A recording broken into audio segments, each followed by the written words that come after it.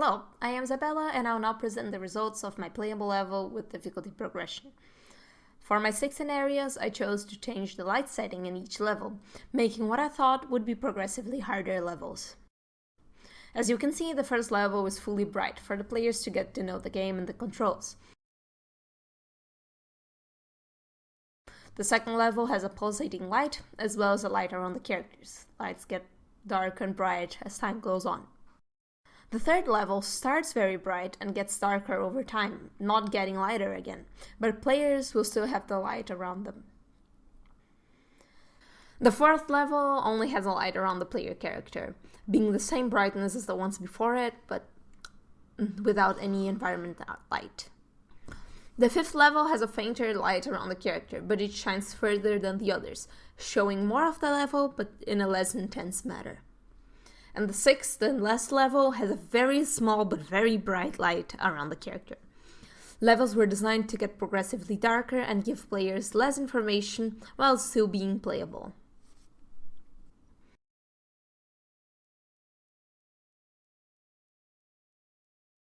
The layout of each level is made out of 4 obstacles, 2 sets of spikes and 2 sets of platforms. They are similar, but the height and length of the jumps to get across each of them is different, so players need to see what's in front of them and not just jump. The order of the obstacles also changes in each level to avoid players just memorizing which jumps they have to make, and in between each obstacle there is a safe zone, and this screenshot marked in red, so that no matter how the levels are arranged, players will always have a safe place to land after they jump. Although I tried to make the level layouts as fair as possible, there might have been a combination of levels that was harder than the other. This has not been commented by any of my test players, so I'm going to not consider this as part of the analysis of the difficulty increase. The character movement was a creation from Celeste and Super Meat Boy, done by TerroDev, a developer that made the character controller and published it on GitHub for other players to use. I decided to use this instead of my own character controller because I thought players might be already familiar with it as it's already optimized, and this would not be part of the difficulty of the levels. In between each level, players were prompted to go to a Google form and rank how hard the level was, without knowing the future levels. I did this so that they would give me an immediate response, without comparing it with the future levels, so I would know exactly how hard they felt on that level. On top of that, players also had to upload a file that recorded the time it took for them to complete each level, as well as the amount of tests in each level. I got a total of 19 responses, but not all players submitted the file with their deaths and time. Now for the information analysis. As players ranked the levels from 1 easiest to 5, levels 1 to 4 were relatively easy for most players, with most votes on 1 or 2 and no votes on the difficulty 5. Level 5 was still easy for most players, but challenging for others, while level 6 was the most challenging, with no votes on 1 and most votes either on 3 or 6. A better way to present this information is with all levels together in one graph, looking at the average and median results in each level. Average results show, the average of the information, but this can be strongly influenced by outliers if someone has a very high or very low score. So I'm also going to take a look at the median, which is the number in between all the results, giving us another perspective on the information. With this graph, we can clearly see that the difficulty progressed slowly in levels 1 to 4, although 2 and 3 were relatively similar.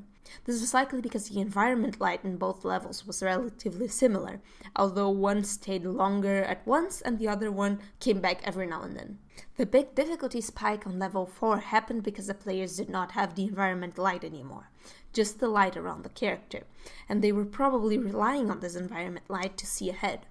This also explains the fact that players thought level 5 was easier than 4 and 6, since it gave players a larger radius that allowed them to look ahead, even if it was darker than the others. Finally, the last level with the very small player light was of course the hardest, as players hardly had enough vision to see which combination of spikes they were against.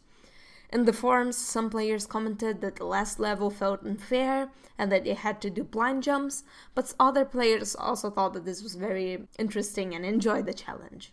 And now for the amount of deaths in each level. Remember before when I mentioned that I used a non-character movement because I thought it would be easier for players to get to know the game? Well, with the deaths graph, you can see that this was clearly not the case. Players died a lot more on level 1. This is of course because they were getting to know the game and how the character moves, so they were not as familiar as I expected. This is not a problem, as the first level was all bright. It was not meant to be hard at all, it was just for the players to get to know it. Outside of level 1, the amount of player deaths in each level correlates with how hard the level was, especially when looking at level 4. When we look in the individual numbers, you can see that more people died, more than 3 times, on the 4th level than on the 6th level. So it seems like players struggled more on level 4 than on level 6, except for this one player that died 36 times. This struggle can also be seen when we look at the time that each player spent on each level. The average time spent on level 4 was greater than 6, but the median of 6 is bigger than 4. So what tells me is that players took longer on 6, especially considering that they died less, so each run was taken more carefully. And on level 4 they were just dying and trying over and over again, which tells me that they struggled more on 4, but they were more careful on 6. And while designing the levels, this is what I intended for level 6 anyway, being the hardest because players had to pay more attention and be more careful around each and every obstacle. Having level 3 being the one that took players the shortest time also makes sense if you think that they were trying to race against the light in a way. They were trying to go fast and finish the level before it got too dark. And this would also explain why level 2 players took a little bit longer, as they were waiting for the light to pulsate back. They were relying on it to be brighter and weren't using the player light at all. In conclusion, the difficulty did increase in each level as they got darker, except for level 5, because the players relied on this environment light to see ahead, and the light intensity didn't really change anything for them, thus making level 5 easier than 4. On top of that, the hardest level with the very small light, level 6, made players play it more carefully and die less than the second hardest level being level 4.